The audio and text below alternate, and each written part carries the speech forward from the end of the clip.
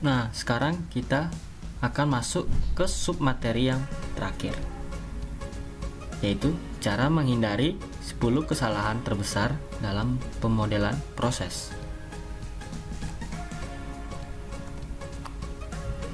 Yang pertama, kegagalan untuk memahami pemodelan sebagai alat komunikasi.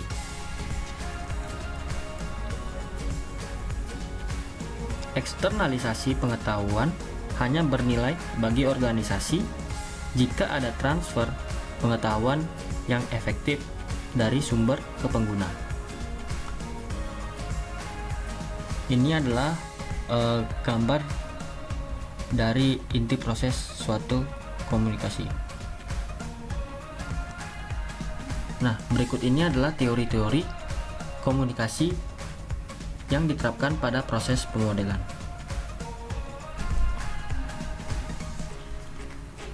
Yang pertama ada pengirim asli adalah pelaku yang memiliki pengetahuan tentang proses yang ada atau merupakan pendukung dari proses baru.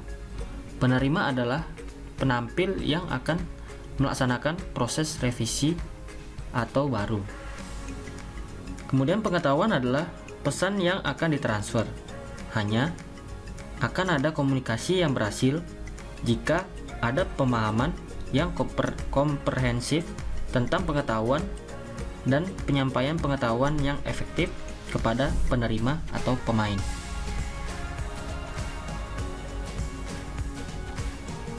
Transfer ini terjadi dalam 2 tahap. Pada tahap pertama, pengetahuan ditransfer dari spesialis ke analisis proses, dan pada tahap kedua yaitu pengetahuan ditransfer ke pemain dan menghubungkan pengirim asli dengan penerima atau pemain. Kemudian, analisis proses bertanggung jawab untuk mempromosikan komunikasi yang efisien antara spesialis dan pemain menggunakan notasi atau bahasa tertentu sesuai untuk tujuan dan fungsinya.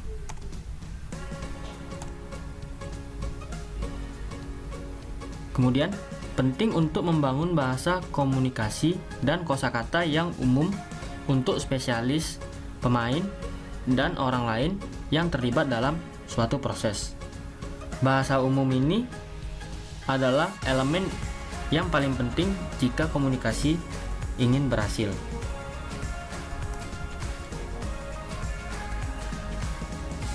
Kemudian di sini ada 2 pencegahan terbesar terhadap komunikasi yang efektif. Yang pertama adalah terlalu banyak informasi-informasi yang sudah diketahui oleh para pemain baru atau informasi yang tidak relevan dengan tugas yang spesifik. Kemudian yang kedua, kurangnya informasi tidak ada informasi yang perlu diketahui oleh para pelaku untuk melakukan pekerjaan itu. Kemudian yang kedua adalah membuat model tanpa tujuan yang jelas. Tujuan utama dari proses pemodelan adalah untuk mengeksternalisasikan pengetahuan tentang bagaimana hal-hal yang dilakukan menjadi pengetahuan itu tersedia untuk tujuan tertentu, termasuk tetapi tidak terbatas pada standarisasi atau sasaran. Standarisasi ini meliputi yang pertama, meningkatkan prediktabilitas hasil proses dan memungkinkan organisasi untuk mengambil dan memenuhi komitmennya kepada pelanggan. Kemudian yang kedua adalah pastikan bahwa biaya yang dialokasikan untuk model proses benar-benar dipertahankan. Yang ketiga, pastikan bahwa risiko dalam model dikurangi secara efektif saat menerapkan model. Yang ketiga adalah diagnosa. Yang kedua adalah diagnosa. Dalam hal ini, pengetahuan tentang bagaimana hal-hal dilakukan harus digunakan untuk mengidentifikasi dan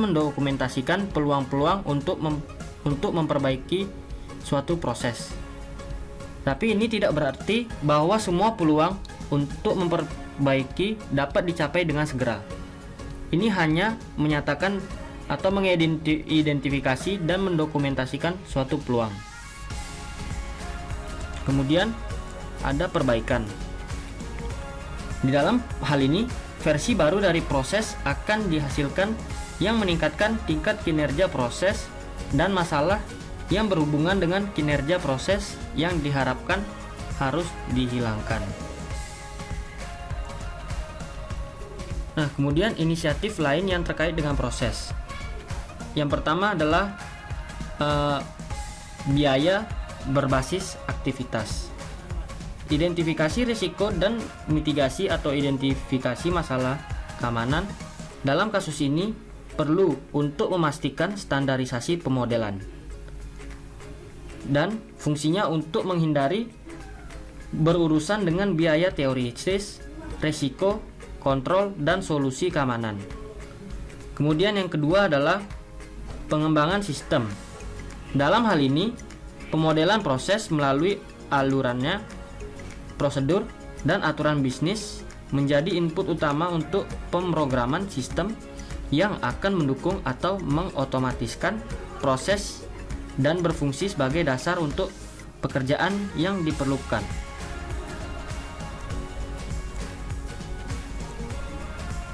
Nah, kemudian ada menggunakan notasi yang sama terlepas dari target pengguna. Dokumentasi proses dapat melayani beberapa tujuan berdasarkan kebutuhan banyak pengguna yang terlibat dalam suatu proses. Nah, tabel ini menyoroti beberapa pengguna dan pemangku kepentingan dan tujuan mereka. Jadi, maksudnya adalah di dalam tabel ini ada termasuk suatu pengguna, kemudian pemangku dan tujuan dari pengguna dan pemangku tersebut. Tetapi perlu dicatat bahwa tingkat detail yang diadopsi harus sesuai dengan tujuan pemodelan. Dengan demikian, pemodelan untuk manajemen biaya, misalnya, akan berada dari pemodelan untuk standarisasi dalam hal audience target, atribut proses, tingkat kegiatan, dan proses prosedur yang terinci untuk beberapa nama. Kemudian, yang keempat adalah tidak menetapkan harapan yang masuk akal mengenai tujuan pemodelan.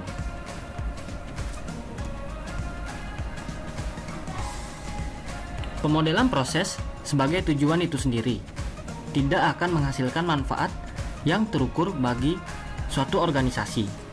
Hanya ketika memodelkan proses distandarisasi dan diimplementasikan, manfaat terukur akan tercapai.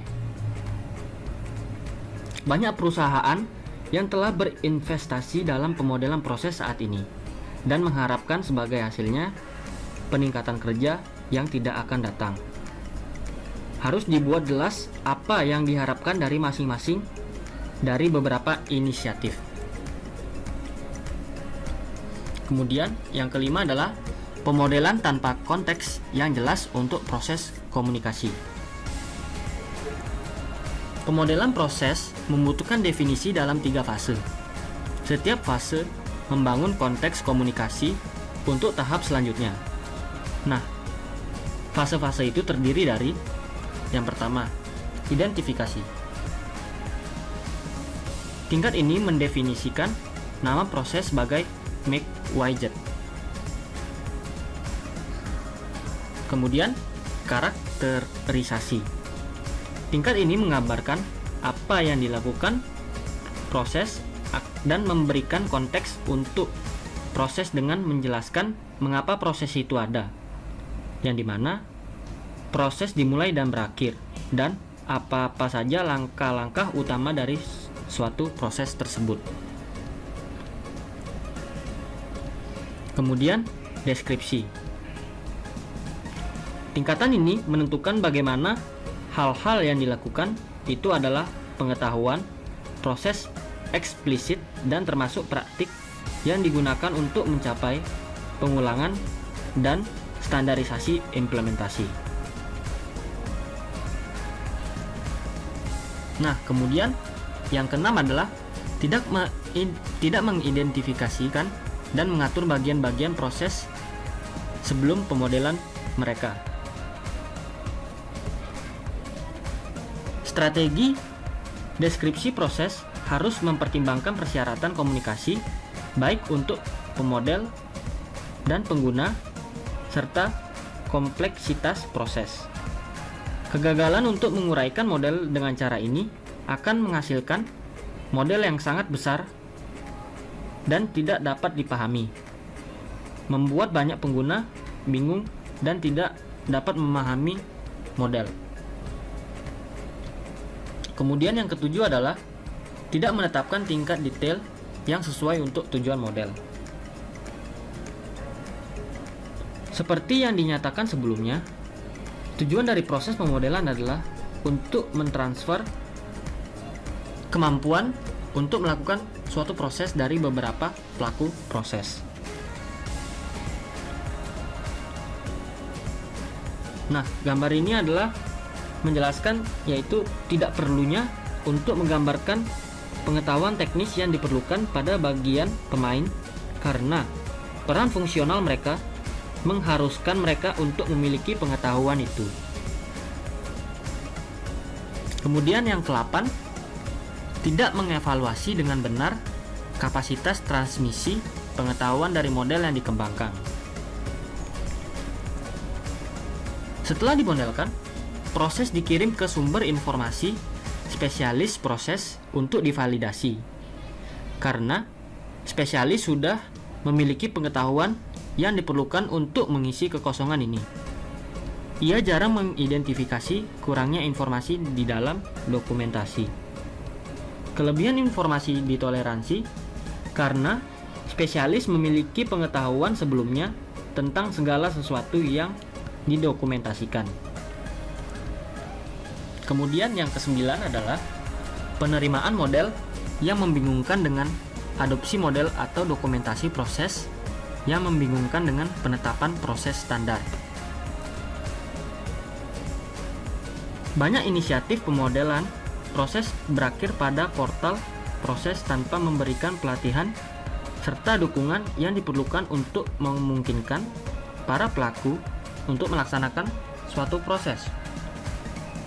Penerbitan ulang model tidak memadai untuk adopsi pemodelan proses sebagai standar pekerjaan di suatu organisasi. Kemudian, yang terakhir adalah memasukkan semua informasi yang diperlukan untuk membantu proses prosedur pelaksanaan. Dokumentasi harus mencakup semua informasi yang diperlukan untuk melaksanakan proses, tetapi harus disusun berdasarkan kebutuhan para pemain. Dengan demikian, distribusi informasi dari berbagai jenis seperti aliran, prosedur, kebijakan, sistem manual, daftar, periksa, dan yang lainnya harus mempertimbangkan mekanisme hypertext dari aliran dan prosedur dengan akses ke informasi tambahan. Hindari ini dalam membuat dokumentasi yang syarat dengan informasi yang terlalu banyak dan terstruktur yang mengarah ke membaca mati rasa yang tidak berguna dan membuat dokumentasi ini jarang digunakan. Nah, sekian dari materi mengenai kesalahan-kesalahan dalam pemodelan proses bisnis menggunakan BPMN yang saya buat. Saya minta maaf apabila ada kesalahan kata atau perbuatan, dan akhir kata saya ucapkan sampai jumpa.